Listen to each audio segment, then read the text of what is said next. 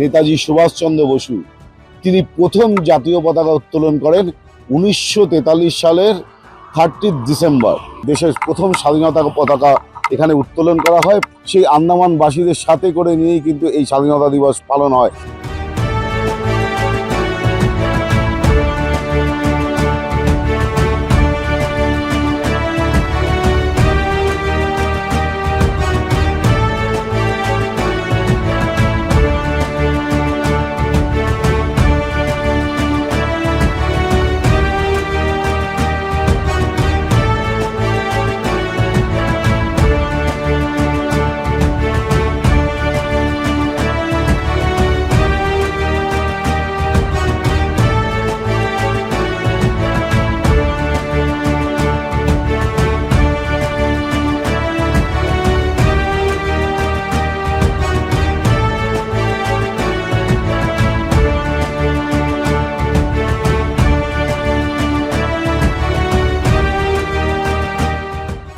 উনিশশো 1947 সালের 15 আগস্ট দেশ স্বাধীন হলেও তার আগেই আজাদিন বাহিনীর প্রধান নেতাজি সুভাষচন্দ্র বসু তিনি প্রথম জাতীয় পতাকা উত্তোলন করেন 1943 সালের 30 ডিসেম্বর।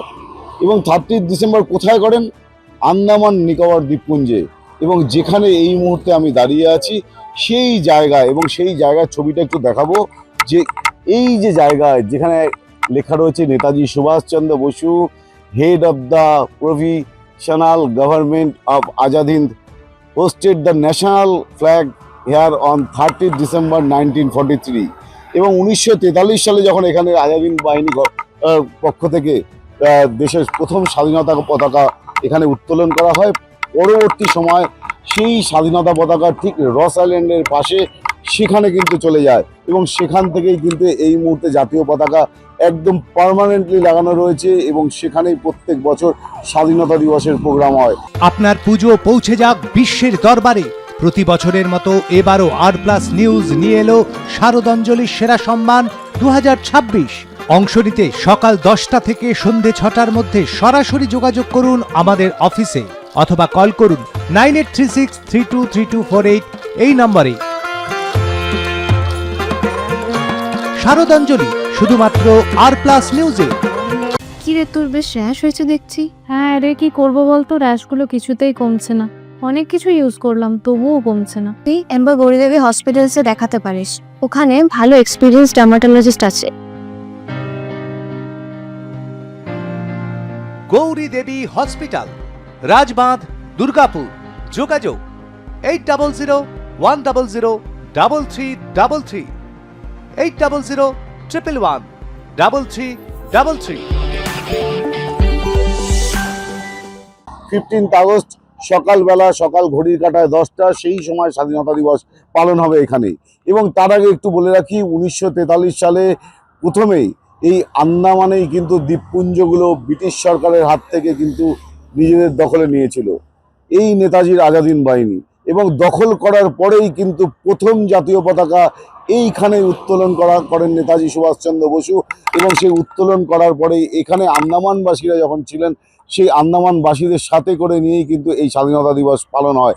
এবং জেলে, অর্থাৎ সেলুলার জেলে যে সমস্ত, অর্থাৎ যারা দেশের জন্য আত্মত্যাগ করেছেন, তারা যারা বন্দী ছিলেন, তাদেরকে নিয়েই কিন্তু এই প্রথম স্বাধীনতা দিবস এখানে পালন হয়। পরবর্তী সময় সেই স্বাধীনতা দিবসের যে ঝান্ডা, সেই ঝান্ডা কিন্তু একেবারে সমুদ্রের পাশে পাঠানো হয়, অর্থাৎ সমুদ্রের পাশ থেকে কিন্তু সেই স্বাধীনতা দিবসের আমরা একবার দেখানোর চেষ্টা করব সেই বেদি, এবং যেখানে পরবর্তী সময় এখানে সিমেন্টিং করা হয়, এবং সেই বেদির উপরে লেখা সমস্ত বিষয়টি লেখা থাকে, অর্থাৎ কত সালে, 1943 সালের 30 ডিসেম্বর, যেখানে আজাদ হিন্দ বাহিনীর পক্ষ থেকে নেতাজি সুভাষচন্দ্র বসু স্বাধীনতা দিবস পতাকা উত্তোলন করেছিল, সেই পতাকার ঠিক সামনেই আমরা দাঁড়িয়ে রয়েছি। এবং এখন এটা জিমখানা মাঠ, অর্থাৎ স্টেডিয়াম, আন্দামানের যে স্টেডিয়াম, সেই স্টেডিয়ামটাই এখন এখানে রয়ে গিয়েছে। এবং তার পাশাপাশি কিন্তু আমরা দেখাবো পরবর্তী সময় বর্তমানে নেতাজির যে অর্থাৎ জাতীয় পতাকা উত্তোলন, সেটা কিন্তু বেশ কিছুটা দূরে গিয়ে একদম সমুদ্রের পাড়ে উত্তোলন করা হয়।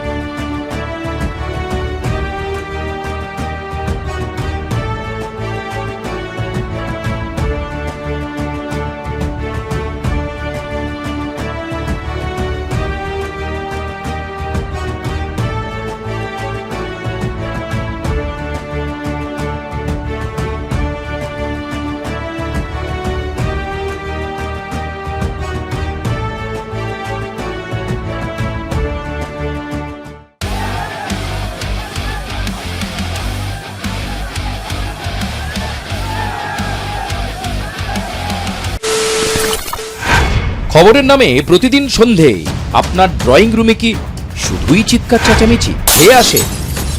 বিতর্কের নামে চলে গালাগালি আর কাদা ছোড়াছুড়ি। এবার সময় পরিবর্তনের, কারণ আমরা কান ফাটানো চিৎকারে বিশ্বাস করি না। আমরা বিশ্বাস করি খবরের সত্যতায়। আমরা কোনো পক্ষের হয়ে গলা ফাটাই না, আমরা সাধারণ মানুষের হয়ে প্রশ্ন তুলি। চিৎকার নয়, শুধু খবর হবে যেখানে বিতর্ক আছে কিন্তু কুৎসিত ঝগড়া নেই।